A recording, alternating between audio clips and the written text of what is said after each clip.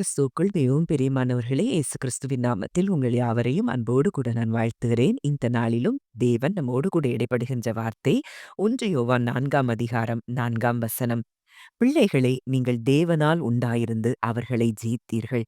ஏனெனில் உலகத்தில் இருக்கிறவனிலும் உங்களில் இருக்கிறவர் பெரியவர்.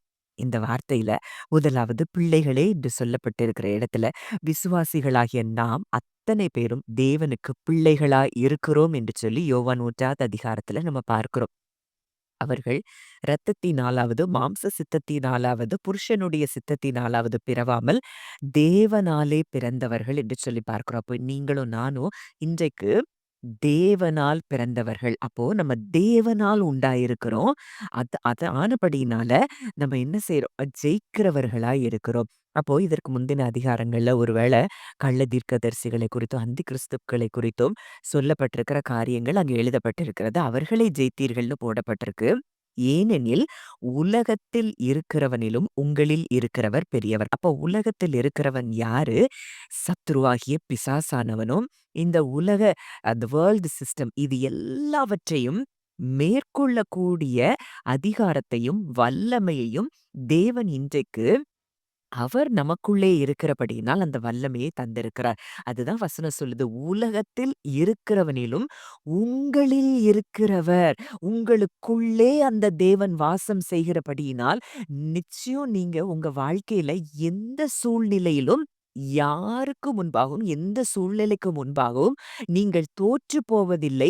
நீங்கள் ஜெயிக்க பிறந்தவர்கள் என்று சொல்லி இந்த வார்த்தை நமக்கு கற்றுக் கொடுக்கிறத பார்க்கிறோம். அப்ப இன்றைக்கு ஒருவேளை நீங்க பயந்து கொண்டு இருக்கலாம். இந்த சூழ்நிலை எனக்கு என்ன செய்யுமோ? இந்த சூழ்நிலை எனக்கு இப்படி இருக்குதே! இது எப்படியாய் முடியுமோ? அப்படியெல்லாம் நீங்க பயந்து கொண்டிருக்கலாம். இன்றைக்கு ஆண்டவர் உங்களோடு கூட தான் இடைப்படுகிறார். உலகத்தில் இருக்கிறவனிலும் உங்களில் இருக்கிறவன். நீங்க அத தைரியமா நீங்க அத அறிக்கை செய்யும்போது, விசுவாசிக்கும்போது, நிச்சயம் உங்களுக்கு எதிராய் இருக்கிற எல்லா சூழ்நிலைகளும் உங்களுக்கு முன்பாக அது முடங்கி போகும் என்பதில் சந்தேகமே இல்லை. அதனால தான் 1 யோவான் 5:4-5ல மறுபடியும் அதே வார்த்தை சொல்லப்பட்டிருக்கிறது. தேவனால் பிறப்பது எல்லாம் உலகத்தை ஜெயிக்கும். நம்முடைய விசுவாசமே உலகத்தை ஜெயிக்கிற ஜெயம் அப்படின்னு சொல்லி போடப்பட்டிருக்கிறது. இயேசுவானவர் தேவனுடைய குமாரன் என்று விசுவாசிக்கிறவனே அன்றி உலகத்தை ஜெயிக்கிறவன் யார்? அப்போ இன்னைக்கு தெளிவா சொல்லுது. தேவனால் யாரெல்லாம் தேவனால பிறந்திருக்கிறாங்களோ, அவங்க எல்லாரும் உலகத்தை ஜெயிக்கிறவங்களா இருக்கிறாங்க. ஆனா அதற்கு தேவை விசுவாசம். நான் உலகத்தை ஜெயிக்கத்தான் பிறந்திருக்கிறேன். எனக்குள் கிறிஸ்து வாசம் செய்கிறபடியினால் அப்படின்னு யாரெல்லாம் விசுவாசிக்கிறோமோ, அது நிச்சயம் நமக்கு ஜெயத்தை கொண்டு வரும். இயேசுவானவர் தேவனுடைய குமாரன் என்று விசுவாசிக்கிறவனே அன்றி நீங்க இன்னைக்கு விசுவாசிக்கிறீங்களா? இயேசுதான் தேவனுடைய குமாரன். நான் உண்மையா விசுவாசிக்கிறேன்னு சொல்லி நீங்க விசுவாசத்தோடு இருக்கிறீங்கன்னா, நீங்க தான் உலகத்தை ஜெயிக்கிறவர்கள். உங்களை தோற்கடிக்க எந்த வல்லமைக்கும் அதிகாரம் இல்லை. எந்த சத்துருவுக்கும் அதிகாரம் இல்லை என்பதை இந்த வார்த்தைகள் மூலம் நீங்கள் அறிந்து கொள்ளலாம். ரோமர் 8வது அதிகாரத்துல கூட பார்க்கிறோம்.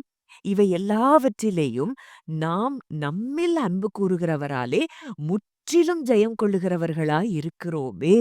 அப்போ முற்றிலும்னா எந்த இடத்துலயும் நமக்கு தோல்விங்கிறதே கிடையாது. எல்லாவற்றிலும் ஜெயத்தை தான் தேவன் வைத்திருக்கிறார். ஏன்னா ஜெயத்தை கொடுக்கிற கிறிஸ்து இன்றைக்கு நமக்குள்ளே இருக்கிறபடியினால் நமக்கு எதிராய் சூழ்நிலைகள் பயந்து கொண்டிருக்கின்றன. நாமோ அந்த சூழ்நிலையை பார்த்து பயந்து கொண்டிருக்கிறோம். எப்படி அந்த ராகாப் வேசி அந்த இஸ்ரவேல் அந்த வேவு பார்க்கிற போனவங்கள்ட்ட அவ சொல்றா, உங்களை பார்த்து எங்கள் இருதயம் எல்லாம் கரைந்து போயிற்றுன்னு. ஆனா ஒரு காலத்துல அந்த ஜனங்களை பார்த்து இஸ்ரவேல் மக்கள் அந்த வேவு பார்க்க போன 10 பேரு பயந்துட்டு வந்து சொன்ன காரியங்கள நம்ம அறிந்திருக்கிறோம். அப்போ இன்றைக்கு நம்மை பார்த்து சூழ்நிலை பயந்து கொண்டிருக்கிற நீங்க சூழ்நிலைகளை பார்த்து பயப்பட தேவையில்லை என்று சொல்லி தேவன் இந்த வார்த்தையின் மூலம் உங்களோடு கூட இடைப்படுகிறார். நீங்கள் ஜெயிக்க பிறந்தவீர்கள். நிச்சயமாய் உங்களுக்கு ஜெயம் மாத்திரமே உண்டு. ஏன்னா கிறிஸ்துவுக்குள் எப்பொழுதும் நம்மை வெற்றி சிறக்க பண்ணுகிற தேவன். அந்த தேவன் இன்றைக்கு நம்மோடு கூட இருக்கிறபடியினால் நிச்சயம் உங்க வாழ்க்கையின் அத்தனை சூழ்நிலைகளிலும் நீங்கள் வெற்றியை காண்பீர்கள். உறுதியா உங்க இருதயத்துல நீங்க விசுவாசிங்க. அத வாயினால பேசுங்க.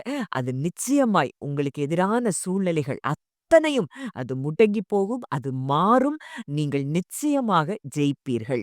ஜெபிக்கலாம். நல்ல தகப்பனே, நன்றியோடு உம்மை துதிக்கிறோம், ஸ்தோத்தரிக்கிறோம் அப்பா. இந்த நல்ல நாளிலும் எங்களோடு கூட இடைப்பட்ட உம்முடைய வார்த்தைக்காக நன்றி செலுத்துகிறோம் தகப்பனே. அப்பா, நாங்கள் தேவனால் உண்டாயிருக்கிறோம் அப்பா. உம்மால் உண்டாயிருக்கிறோம் தகப்பனே. அப்பா, உலகத்தில் இருக்கிறவனிலும் எங்களில் இருக்கிற நீர் பெரியவராய் இருக்கிறபடியினால் நிச்சயம் எங்களுக்கு ஜெயம்தான் உண்டு என்பதை நாங்கள் விசுவாசத்தோடு அறிக்கையிடுகிறோம். இப்பொழுதும் எங்களுக்கு எதிராய் இருக்கிற அத்தனை சூழ்நிலைகளும் உமக்கு முன்பாக அது முடங்கி போகிறதற்காக நன்றி செலுத்துகிறோம்.